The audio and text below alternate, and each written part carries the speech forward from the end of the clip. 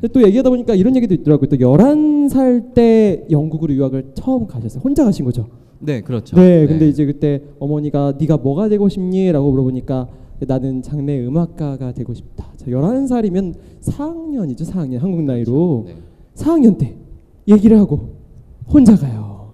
네. 그렇죠. 이때 이야기도 좀 해주세요.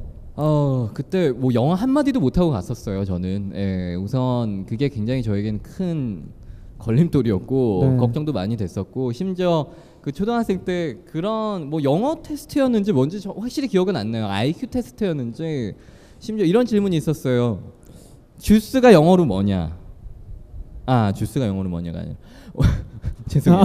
패밀리가 영어로 뭐냐? 이래가지고 제가 주스라고 얘기했었어요. 이해를 못 하시는군요. 네. 네. 패밀리 주스 아시죠? 네. 세대가 다르신가 대신 사과를 보군요. 계속 드려야 돼. 네, 옛날에는 패밀리 주스가 유행이었습니다. 한참 80년대 90년대는 패밀리 주스가 유행이었어요. 네. 이런 건 하면 안 되겠다. 네. 아무튼 네, 그만큼 제가 영어를 전혀 한 마디도 모르고 갔었는데 곧바로 저를 기숙사로 넣으셨어요. 더더군다나. 그래서 굉장히 많이 힘들었었고 심지어 저랑 같이 두 명이서 쓰는 방이었는데 심지어 저랑 같이 방을 쓸 룸메이트가 한 달 넘게 그냥 통학을 했어요, 집에서. 그러다 보니까 혼자서 방을 써야 했었는데 심지어 방에 이렇게 창살도 있었어요, 창문에.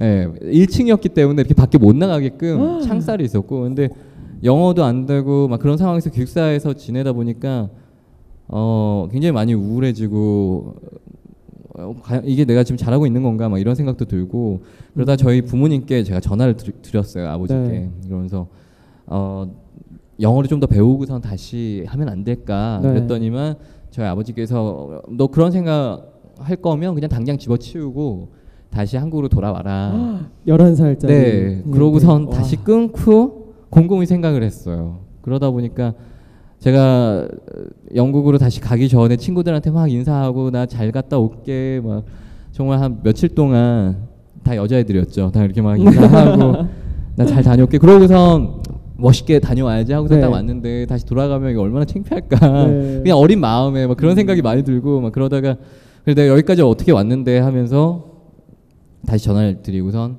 좀 더 버텨보겠다. 근데 그게 이제 한 달이 지나고 두 달이 지나고 점점 기가 트이고 그 다음부터 이제 말이 되고 그러면서 제가 잘할 수 있는 과목만 열심히 했었어요. 영어가 굳이 필요 없는 과목들 뭐 체육, 수학, 미술, 역시 음악. 예. 근데 미술 같은 경우에는 제가 미술 그림 그리는 걸 너무 좋아해가지고 솔직히 연습실에 있는 시간보다는 미술실에 있는 시간도 많았었어요. 그래서 밤 늦게 이제 기숙사다 보니까 이제 밤 늦게까지 이제 학교에서 이제 지내는 시간들이 많거든요. 이제 그러다 보면 미술실에 항상 불이 켜져 있는데 이제 선생님이 물어보죠. 다른 친구들한테 저기 미술실에 지금 누가 있니? 불 끄고 와라. 그러면 아니 저기 지금 루마 있다고. 네, 이 루마가 지금 거기서 그림 그리고 있을 거라 분명히. 그 정도로 제가 그림 그리는 걸 굉장히 좋아했었고, 네, 역시나 혼자 있는 시간이 많았죠. 네. 그렇군요. 그때가 시작이었네요, 그렇죠? 네. 맞아요. 근데 그 혼자서 그 외로움을 어떻게 견디셨어요? 이제 가족이나 친구나 이런 게 정말 심하실 텐데 어떻게 견디셨어요, 그럼? 그게 저에게는 가장 큰 도움이었었어요. 저는 그러니까 많은 분들이 저한테 질문을 하세요. 가끔은 이루마 씨 취미가 뭐세요? 음악이요. 이루마 씨는 뭐가 가장 좋으세요? 음악이요. 그러면서 어떤 분이 한 분이 저한테 이루마 씨는 참 인생이 굉장히 재미가 없어 보여요. 라는 얘기까지 들은 적이 있었거든요. 뭐 어떤 분들이 보면 굉장히 재미없을 거라고 생각을 해요. 왜냐면 저는 음악밖에 모르고 자랐었고 음악밖에 없어요, 저한테. 네.